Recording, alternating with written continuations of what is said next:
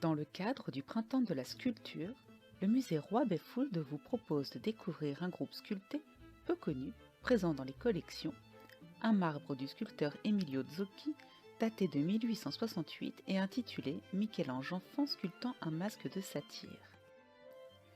Emilio Zocchi s'inspire ici d'un épisode supposé de la vie du grand sculpteur italien, selon les informations rapportées par le peintre et biographe italien Giorgio Vasari, qui écrivit au XVIe siècle son livre « Vie des peintres, sculpteurs et architectes ».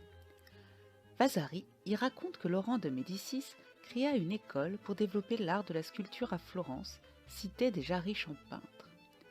Il demanda alors à Domenico Ghirlandaio, célèbre portraitiste de l'aristocratie florentine, de lui envoyer les élèves les plus prometteurs. Parmi eux, le jeune Michelangelo Buonarroti s'entraîne à la sculpture en copiant des œuvres antiques. Une tête de faune attira son attention et le jeune garçon entreprit de la reproduire en marbre. Le modèle était vieux et usé par le temps, au point que la bouche et le nez avaient disparu. Mais le jeune sculpteur suppléa par son imagination et dota son faune d'une dentition parfaite.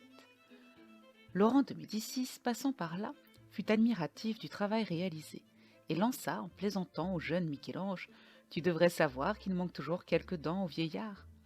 Il n'en fallut pas plus au jeune garçon pour attaquer les dents de son faune, sous l'œil bienveillant de Laurent le Magnifique, déjà résolu à encourager et favoriser ce génie précoce.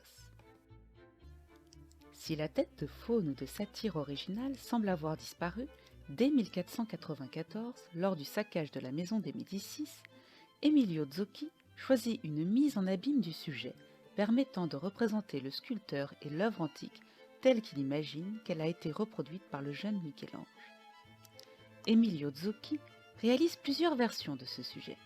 La plus ancienne, datée de 1861, est aujourd'hui exposée au Palais Pitti. Il existe un second marbre blanc daté et signé de 1867. La version du parc de Bécon date de 1868. Elle fut achetée par le prince Georges Stirbet, propriétaire du château de Bécon et collectionneur de sculptures anciennes et contemporaines. Contrairement au modèle du Palais Pitti, l'œuvre de Courbevoie présente sur son socle une ébauche du blason de la famille Médicis. Le sujet de l'apprentissage chez un maître et le rapport à l'élève sont un clin d'œil. Zocchi, lui-même originaire de Florence, fait écho à sa propre histoire. Il est issu d'une famille d'artistes et fut le professeur de son fils Arnoldo Zocchi et de son cousin Cesare Zocchi.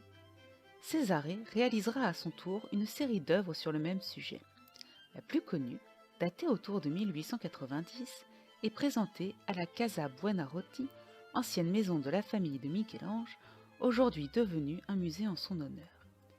Si le Michel-Ange d'Emilio valorise la concentration et la détermination du futur génie, celui de Cesare est marqué par le dynamisme et l'enthousiasme de la jeunesse.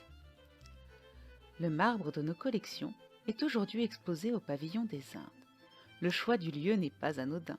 Le site, ancienne villa atelier de la peintre George Achille Fould, est redevenu depuis 2013 une résidence d'artistes que la ville de Courbevoie met à disposition de jeunes sculpteurs afin de les accompagner et favoriser leur insertion professionnelle dans le milieu artistique.